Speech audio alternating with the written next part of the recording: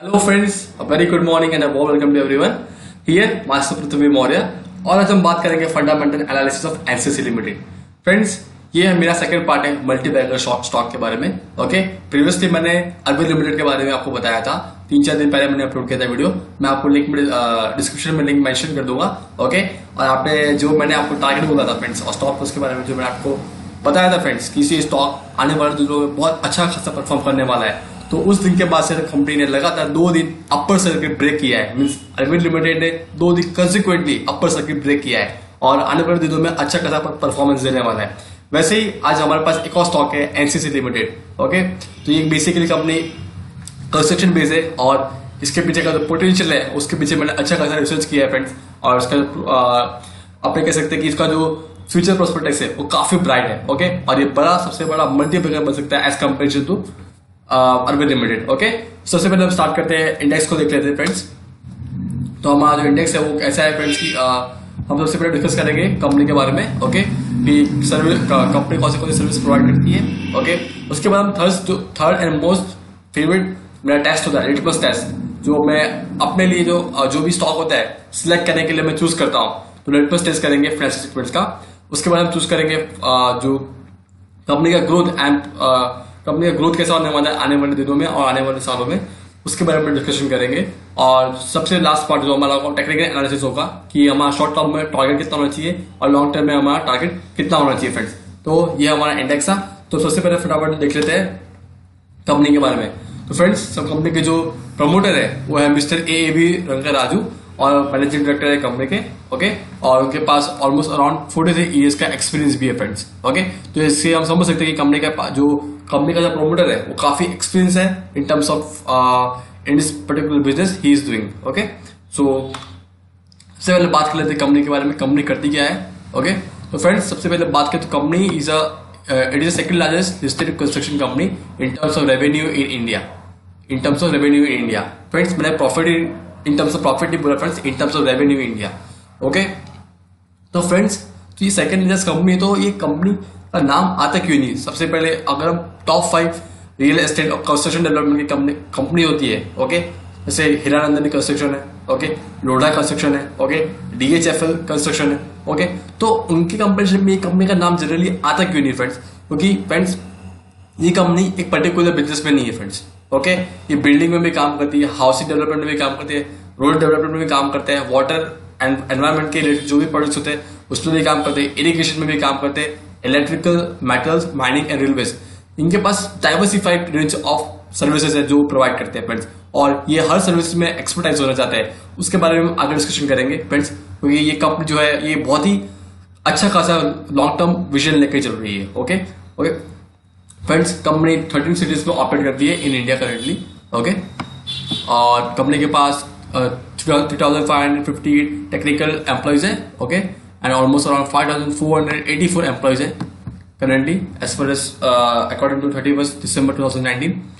Okay, और company का order book है, कंपनी का मार्केट कैप ऑलमोस्ट 2,973 करोड़ है। सो कंपनी एक स्मॉल कैप स्टॉक है। ओके, और कंपनी ने कौन से प्रोजेक्ट्स एग्जीक्यूट किए friends? Agra Lucknow express way, ASA hospital, outer ring road, Hyderabad growth corridor, water supply project Rajkot Gujarat, almost around 600 kilometre का फ्रेंड्स डिस्टेंस होता है। इतना बड़ा प्रोजेक्ट कंपनी ने एस्टैब्लिश किया है। ओके, और कंपनी के जो मेजर इन्वेस्टर्स है फ्रेंड्स, मार्केट में जनरली फ्रेंड्स सभी देखते हैं कि इसमें इन्वेस्टर कौन से हैं। सबसे पहले हमारे सबके फेवरेट है राकेश झुनझुनवाला सर ने इन्वेस्ट किया अच्छा खासा अमाउंट, रिलायंस कैपिटल ने इन्वेस्ट किया, आदित्य बिरला ने ऑलमोस्ट 1 या 2 दिन पहले 40 लाख रुपीज इन्वेस्ट किया। ओके, 40 लाख शेयर इस पे इन्वेस्ट किया फ्रेंड्स। तो उसके कारण ये शेयर मार्केट में बहुत ट्रेड कर रहा है कि कंपनी का फ्यूचर क्या है और कंपनी का फंडामेंटल क्या है, उसके बारे में हम एनालिसिस करेंगे फ्रेंड्स। ओके, तो ये कंपनी के बारे में था। जो हम फ्रेंड्स जल्दी देख लेते हैं कंपनी का जो मेजर बिजनेस है। मैंने आपको पहले बताया कि कंपनी कंस्ट्रक्शन के रिलेटेड काम करती है, मतलब कंपनी कंस्ट्रक्शन सेक्टर में काम करती है। ओके, पर कंपनी इतना एक पर्टिकुलर सेक्टर में मतलब इतना एक्सपीरियंस नहीं है, इतना फोकस नहीं है, जिसके कारण वो कंपनी का नाम मार्केट में आ सके फ्रेंड्स। वो हर सेक्टर में काम करिए पर थोड़ा कैपिटलाइजेशन के साथ काम करिए। ओके फ्रेंड्स, तो देख लेते हैं कि कंपनी के जो डिविजन है वो कौन से है फ्रेंड्स। तो कंपनी बिल्डिंग एंड हाउसिंग में इंडस्ट्रियल बिल्डिंग में भी काम करते हैं, कॉमर्शियल बिल्डिंग में भी काम करते हैं, हाउसिंग प्रोजेक्ट्स में भी काम करते हैं, आईटी पार्क्स बनाने में काम कर सकते हैं, मॉल बनाते हैं, स्पोर्ट्स कॉम्प्लेक्स बनाते हैं, स्टेडियम्स बनाते हैं, हॉस्पिटल्स बनाते हैं, bridge, flyovers and elevated corridors. Okay, फिर रोड है, water and environment related projects होते हैं, इलेक्ट्रिकल के प्रोजेक्ट्स है, एजुकेशन के फैसिलिटीज के प्रोजेक्ट है, इंटरनेशनल प्रोजेक्ट्स है, माइनिंग के रिलेटेड प्रोजेक्ट्स है, रेलवे के लिए है, and other power and oil, gas and metal and others. तो फर्स्ट अगर ये जो बात करें, जो लास्ट टाइम लिखी है, जो मैंने आपको पहले बताया, company diversified across various divisions help mitigating business risk. इसका मतलब क्या है फ्रेंड्स, आपको भी बता देता हूँ। सपोज इन फ्यूचर अगर ये सेक्टर में कभी भी मंदी आ गई, इस सेक्टर में कभी भी मंदी आ गई, सपोज बिल्डिंग एंड हाउसिंग में, तो फ्रेंड्स कंपनी के पास अदर भी बहुत सारे प्रोजेक्ट्स है, रोड्स के, वाटर के, इलेक्ट्रिकल के, इरिगेशन के, ऐसे कंपनी के पास बहुत सारे सेगमेंट है जो आपको स्क्रीन पर डिस्प्ले हो रहे हैं फ्रेंड्स। तो कंपनी ने का फोकस क्या है कि एक ही सेक्टर में नहीं कि एक्सपर्टाइज बन जाना है, फ्यूचर में कभी भी कुछ भी पंगा हो जाए, कोई भी सेक्टर में कुछ गवर्नमेंट का टैक्स रिजिम हो जाए, कुछ भी हो सकता है, कुछ भी इकोनॉमिक चेंजेस आ सकते हैं, तो उसके कारण कोई भी सेक्टर में इफेक्ट हो तो उसके कारण बिजनेस का, ओवरऑल बिजनेस का जो इफेक्ट है वो टोटली डिमिनिश ना हो जाए। तो इसलिए कंपनी ने अपना जो बिजनेस है वो डाइवर्सिफाई किया है कि सो दैट जो कंपनी का रिस्क है वो मिनिमाइज हो सके। ओके फ्रेंड्स, तो ये कंपनी का जो मेन फोकस था कि वो अपने बिजनेस को डाइवर्सिफाई कर सके, वो कंपनी का मेन प्रोस्पेक्ट है फ्रेंड्स। ओके, चलिए कंपनी के क्लाइंट्स के बारे में बात करते हैं। मैंने आपको बताया कंपनी इतने बड़े बड़े प्रोजेक्ट्स करती है, मैंने आपको ऑलरेडी डिस्कस किया कि आगरा कॉरिडोर का प्रोजेक्ट है, एम्स बनाने का प्रोजेक्ट है, एयरपोर्ट बनाने का प्रोजेक्ट है कंपनी के पास। तो वैसे ही कंपनी के पास जो क्लाइंट्स है वो कौन से है। वैसे जनरली हर कंपनी के पास क्लाइंट्स होते हैं, पर चिल्लर कंपनी तो होनी नहीं चाहिए। तो देख लेते हैं कि कंपनी के पास क्लाइंट्स कौन से छोटे बड़े की कोई भी लोकल क्लाइंट्स है। ओके, तो देख लेते हैं क्लाइंट्स के बारे में फ्रेंड्स। सबसे पहले बात करते हैं फ्रेंड्स, तो इरिगेशन सेक्टर में कंपनी के पास सरदार सरोवर निगम लिमिटेड के साथ कॉन्ट्रैक्ट है। Okay, water resource department, government of Bihar. So friends, अगर ये इरिगेशन फैसिलिटी के बारे में बात करें फ्रेंड्स, तो जितने भी कंपनीज है वो सारी गवर्नमेंट कंपनीज है फ्रेंड्स। ओके, कोई भी प्राइवेट कंपनी के साथ इनका बिजनेस होता नहीं फ्रेंड्स। ओके, तो इरिगेशन में सारी गवर्नमेंट कंपनीज है। अब बात करते हैं बिल्डिंग एंड हाउसिंग में, तो Uttar Pradesh housing and development board, airport authority of India, Nagpur metro rail corporation, Bangalore metro rail corporation, Lucknow development authority and Indian institute of management friends. तो फ्रेंड्स, अभी भी हमने ये जो बात की, तो इससे भी जो मेजर क्लाइंट है कंपनी के वो सब गवर्नमेंट सेक्टर के थे फ्रेंड्स। किसके फ्रेंड्स? गवर्नमेंट सेक्टर के। तो गवर्नमेंट सेक्टर के जो ये मेजर पार्टनरशिप कह सकते हैं, क्योंकि नेशनल बिल्डिंग में इनका अच्छा खासा कॉन्ट्रीब्यूशन है फ्रेंड्स। गवर्नमेंट के प्रोजेक्ट्स इनके पास अच्छे खासे पड़े हैं फ्रेंड्स। ओके, ये कंपनी का मेजर क्या कह सकते हैं, अपने कॉन्फिडेंस है और मेजर एडवांटेज है ये कंपनी का। ओके, तो फ्रेंड्स, हमने जनरली देखा इरिगेशन बिल्डिंग गवर्नमेंट का, ठीक है, आगे भी देखते हैं फ्रेंड्स, जो बहुत अच्छी खासी बात है फ्रेंड्स। तो वाटर एंड एनवायरमेंट भी गवर्नमेंट के सारे प्रोजेक्ट, गवर्नमेंट तेलंगाना, आपको सब जगह गवर्नमेंट ही आपको मिलेंगे फ्रेंड्स, हर प्रोजेक्ट पे गवर्नमेंट मिलेंगे। ओके, तो ये हमने 3 सेक्टर की बात की, irrigation, building, housing and water and other related services. बात करते हैं सेकंड, रोड डेवलपमेंट की एंड इलेक्ट्रिकल प्रोजेक्ट्स के बारे में फ्रेंड्स। तो रोड डेवलपमेंट में भी फ्रेंड्स देख सकते हैं कि national highway authority of India का कॉन्ट्रैक्ट चलता है, UP express way industrial development authority के साथ कॉन्ट्रैक्ट चल रहा है। ओके, MSRDC के साथ कॉन्ट्रैक्ट चल रहा है, अमरावती डेवलपमेंट कॉर्पोरेशन, ये भी गवर्नमेंट कंपनी है, ऑलमोस्ट इनके साथ इनका कॉन्ट्रैक्ट चल रहा है। ओके, तो अगर बात करें फ्रेंड्स, तो फिर कंपनी की जो मेजर वर्क है वो गवर्नमेंट के साथ वर्क कर रहे हैं। तो हम समझ सकते हैं कि नेशनल बिल्डिंग में इनका कितना अच्छा रोल है। ओके, तो हमने बात की कंपनी के क्लाइंट्स हैं उनके बारे में डिस्कस किया फ्रेंड्स। बात करते हैं इंडस्ट्री के बारे में कि ये इंडस्ट्री का जो मेन प्रोस्पेक्टस होगा आने वाले 4 या 5 सालों में वो कैसा होने वाला है, पॉजिटिव रहने वाला है कि नेगेटिव रहने वाला है फ्रेंड्स। ओके, तो फ्रेंड्स, अगर बात करें तो कंपनी का भी ऐसा मानना है कि एक्सपोर्टेड इन्वेस्टमेंट हो सकता है। अगर हाईवे के बारे में बात करें तो 4.4 ट्रिलियन रुपीज का अच्छा खासा इन्वेस्टमेंट हो सकता है आने वाले फ्यूचर में। ओके, और गवर्नमेंट का भी फोकस है कि बड़े बड़े प्रोजेक्ट्स बनाए जाए, जैसे new projects such as like Bharatmala. हमने देखा 5000 किलोमीटर का रोड डेवलपमेंट का काम है, वो भी कंपनी को मिल गया है। ओके, तो हम समझ सकते हैं कि बहुत अच्छे खासे प्रोजेक्ट है कंपनी के पास, जो कंपनी के पास है। प्रधानमंत्री ग्राम सड़क योजना, ये भी कंपनी के पास है फ्रेंड्स। तो हम समझ सकते हैं कि कंपनी का जो फ्यूचर है वो काफी ब्राइट है in terms of value. Okay, क्योंकि अगर हम बात करें आज की वैल्यू की, तो कंपनी का वैल्यू जो आज क्रिएट कर रहा है 27.5 के करीब क्रिएट कर रहा है। ओके, और वॉरेन बफेट ने हमेशा कहा है कि नेवर लुक अ प्राइस और current market price of a share, see it's book value and it's potentiality of a share.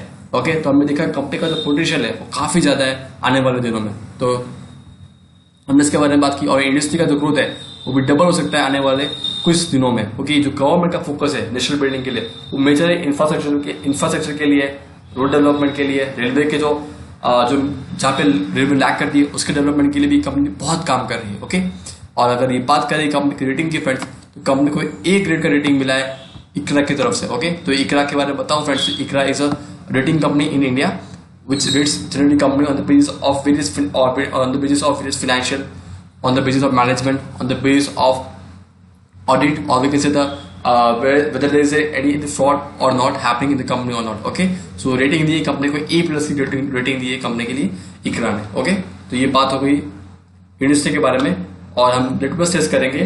पर लिटमस टेस्ट करने के लिए हम सबसे पहले चलेंगे कंपनी के वेबसाइट पे और देखेंगे फाइनेंशियल स्टेटमेंट्स के एनालिसिस को। ओके, तो हमारे सामने मनी कंट्रोल का पोर्टल है जिसमें हम एनएसएससी लिमिटेड का फाइनेंशियल स्टेटमेंट्स का एनालिसिस करेंगे फ्रेंड्स। ओके, तो आज कंपनी 27.15 पे क्लोज किया है कंपनी ने। ओके, और वॉल्यूम की बात करें फ्रेंड्स, तो वॉल्यूम अच्छा खासा ट्रेड हुआ है, 49,675 एंड ऑलमोस्ट अराउंड बहुत अच्छा खासा ट्रेड हुआ है in terms of value. Okay, तो कंपनी का जो वॉल्यूम है अच्छा खासा ट्रेड हुआ है आने वाले कुछ दिनों से, क्योंकि कंपनी का जो अगर हम वॉल्यूम प्रिंट की बात करें फिर अभी मेरे पास चार्ट नहीं तो आपको बता देता, तो जो ट्रेड होता है कम से कम करोड़ों में ट्रेड हो रहा है डेली बेसिस पे, और कंपनी का जो चार्ट है वो भी देखेंगे। और फिलहाल हम देख लेते हैं कंपनी का फाइनेंशियल रिपोर्ट। ओके, और अगर बात करें फ्रेंड्स तो टेक्निकल रेटिंग भी बुलिश का बता रहा है as per money control. Okay, और कंपनी का मार्केट कैप मैंने आपको ऑलरेडी बताया 1655 का मार्केट कैप हो गया अभी due to corona virus, market cap घट गया कंपनी का। और अगर हम बात करें पीई रेशियो की, तो industry PE ratio almost around 15.34 है एंड कंपनी का पीई रेशियो 44.34। समझ सकते कंपनी कितना अंडर वैल्यू है, कंपनी का जो प्राइस है वो काफी अंडर वैल्यू है as comparison to industry price. Okay, और कंपनी का बुक वैल्यू है 84.29 फ्रेंड्स। ये जो जादू है, ये मैजिक है जो हमें हमेशा देखना चाहिए फ्रेंड्स। अगर कोई भी मल्टीबैगर स्टॉक को देखना है, कोई भी स्टॉक को मल्टीबैगर कंसिडर करना है, तो मेरा और अगर आप बात करें, अगर आप में से किसी ने भी पढ़ा हो बेंजामिन ग्राहम का बुक, तो उन्होंने हमेशा कहा है कि अगर आप कोई भी स्टॉक चूज करना है कि अगर कि वो स्टॉक हमको आने वाले फ्यूचर में रिटर्न प्रोवाइड करेगा कि नहीं, तो हमें जिस सेरेंटी देखना है उसकी बुक वैल्यू और उसका हमको देखना है उसका market value friends.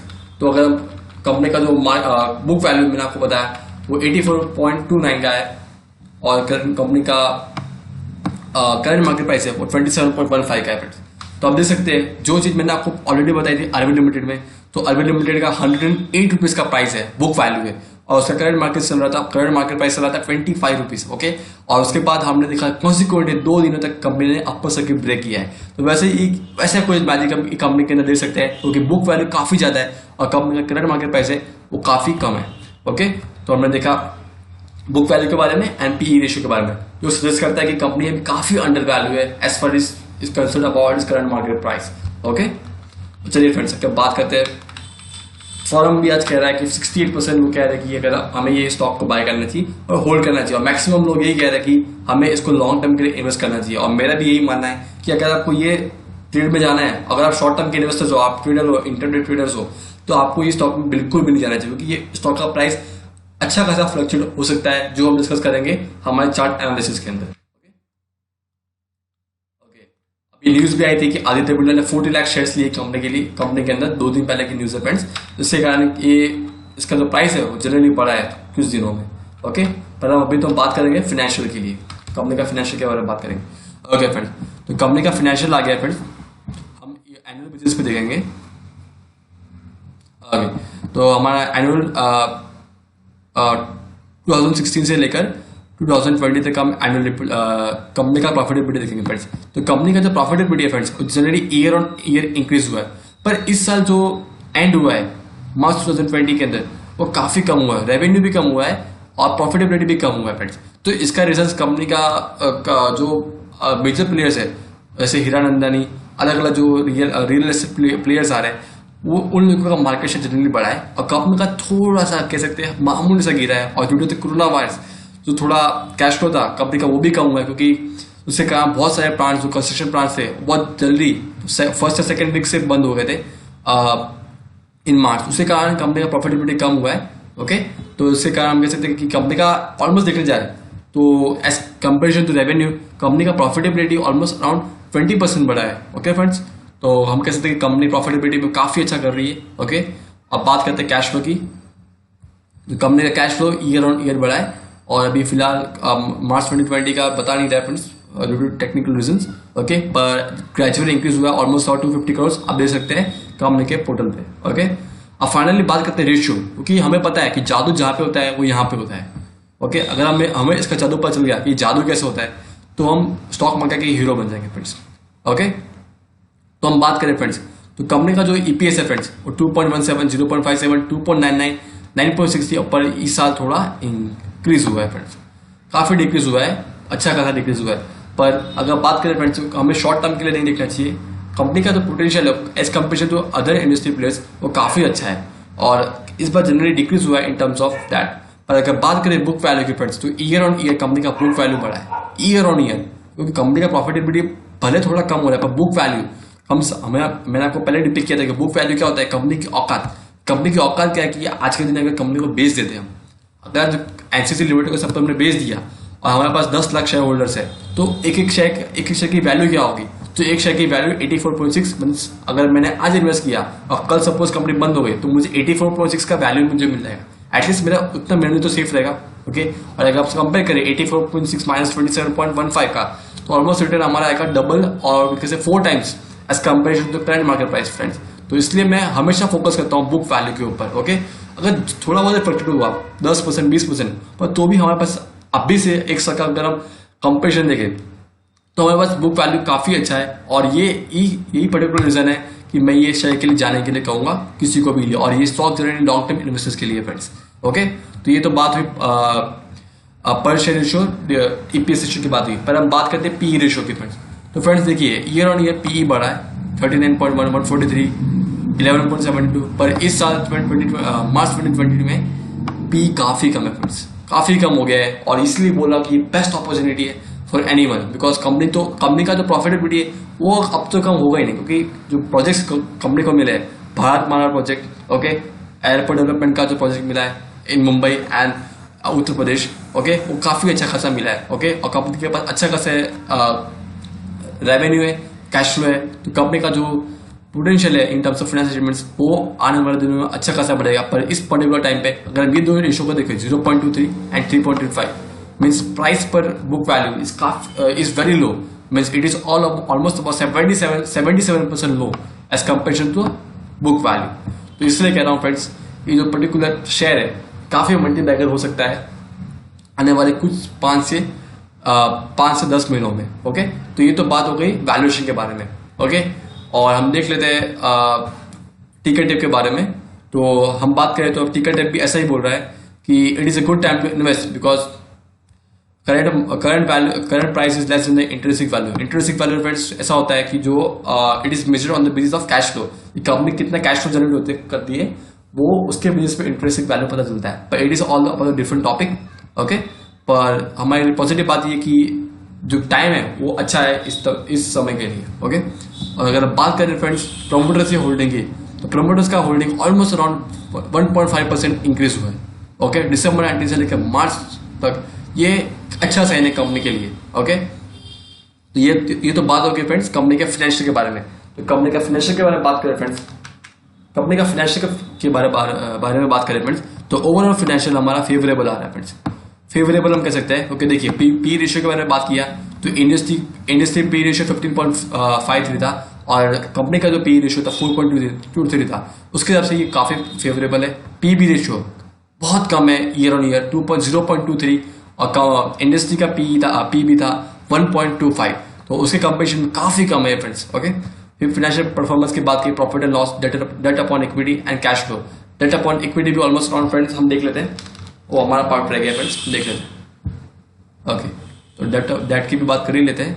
Okay, date की बात करें कि ये भी बहुत जरूरी है क्योंकि डेट जितना कम होगा उतना कंपनी का जो पोटेंशियल है वो समझ में आएगा। ओके, तो देखिए फ्रेंड्स कंपनी ने ईयर ऑन ईयर अपना डेट का जो प्रोपोर्शन है वो काफी डिक्रीज किया है, काफी मींस अभी तो बहुत कम आ गया है, ऑलमोस्ट 0.38 का डेट का प्रोपोर्शन कंपनी का है। ओके, तो हम ये भी समझ सकते हैं कंपनी का जो लेवरेज रेशियो है वो काफी अच्छा है। Okay, and EPS consistent and favourable means हमने देखा कि थोड़ा बहुत डिक्रीज आया है अर्निंग पर शेयर पे, पर हम कह सकते हैं कंसिस्टेंट है, मींस नेगेटिव ग्रोथ नहीं है कंपनी के अंदर, पर it is consistent year on year. और ओवरऑल बात करें फ्रेंड्स तो कंपनी का जो फाइनेंशियल है वो काफी फेवरेबल है और काफी फेवरेबल कंडीशन में वर्क कर रहे हैं। ओके, अब चलिए बात करते हैं हम टेक्निकल एनालिसिस के लिए। ओके, हम चार्ट देख लेंगे फ्रेंड्स। ओके फ्रेंड्स, हमारे पास ये चार्ट है एनसीसी लिमिटेड का।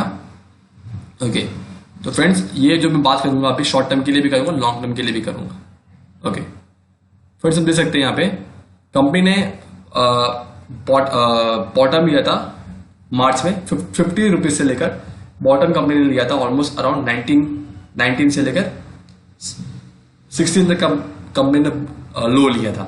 उसके बाद कंपनी ने अप लिया, फिर डाउन आया, फिर वापस से अप जा रहा है फ्रेंड्स। तो इसका मतलब क्या है फ्रेंड्स, हमें पता है कि कभी भी शेयर मार्केट में कोई भी प्राइस ऑलमोस्ट वी शेप नहीं होता है, ऑलमोस्ट वी शेप नहीं होता है, वो जनरली जिगजैग फॉर्म में जाता है। तो अगर हम ध्यान से देखें फ्रेंड्स, तो कंपनी का ये ऊपर से स्टॉक नीचे आया, फिर ऊपर गया, थोड़ा सा नीचे आया, फिर वापस ऊपर गया। ओके, तो हम समझ सकते हैं कि कंपनी का जो लो था वो कंपनी ने एक्चुअली टच कर लिए। ओके, और आदित्य बिरला ने भी अभी प्रपोर्शन बढ़ाया है। इसका मतलब कोई भी समझ रहा है, कोई भी म्यूचुअल फंड इन्वेस्टर भी होगा, वो इस पॉइंट ऑफ टाइम में समझ रहे कि कंपनी का जो पोटेंशियल काफी हाई है और इस पॉइंट ऑफ टाइम पे इन्वेस्ट करना काफी अच्छा रहेगा। तो कंपनी ने जिगजैग फॉर्म में बुलिश टेस्ट स्टार्ट कर दिया कि ये जो साइन है, ये वाला जो पार्ट है फ्रेंड्स, ये साइन करता है कंपनी का जो बुलिश टेस्ट है वो स्टार्ट हो चुका है। देखिए पहले गिरा, बहुत तेजी से बढ़ा, फिर गिरा, फिर वापस से जंप किया है। तो फ्रेंड्स, अगर मैं बात करूं टारगेट प्राइस के बारे में, अगर ये शेयर अगर 1 या 2 हफ्ते में अगर 30 को क्रॉस करता है तो इसका जो नेक्स्ट टारगेट होगा फ्रेंड्स वो 39.77 होगा। और अगर ये लेवल है प्राइस का 27.21 का, अगर ये वापस नीचे आ रहा है 22 के पास फ्रेंड्स, तो इसका जो लेवल होगा नेक्स्ट वो 19 से 20 के बीच में हो सकता है फ्रेंड्स। और उसके बाद तो नीचे जाने का चांस होते ही नहीं है। और मैं इसकी आप लोग को गारंटी देता हूँ कि ये स्टॉक श्योर 100% 19 से नीचे नहीं जाएगा। पर अगर ये स्टॉक का लेवल 30 को क्रॉस करता है 27 के बाद 30 को, और मेरा ये चांसेस है कि ये जो स्टॉक है अभी गया है थोड़ा बुलिश टेस्ट आएगा, तो वापस जिक्स फॉर्म में ऑलमोस्ट अराउंड 25 पे आएगा। पर अगर 23 का लेवल ब्रेक करता है, सपोर्ट लेवल ब्रेक करता है, तो वापस स्टॉक आ जाएगा 19 के लेवल पे 100% आएगा फ्रेंड्स। जिससे मैंने आपको एनालिसिस किया था अर्बन लिमिटेड के बारे में, वही सीन आने वाला है, वही टाइप का ग्रोथ इस स्टॉक में भी आपको देखने को मिल सकता है। और उसके बाद फिर से अगर बात करें हम 30 को क्रॉस करने के बाद कंपनी 1 या 2 महीने में 39 ऑलमोस्ट 40 का लेवल क्रॉस कर सकती है। फिर उसके बाद 3 महीनों में कंपनी ऑलमोस्ट अराउंड 49 और 50 का लेवल क्रॉस कर सकती है फ्रेंड्स। ये मैंने बात की आने वाले 3 महीनों के टारगेट प्राइसेस के बारे में। Okay friends, so I hope you like this video.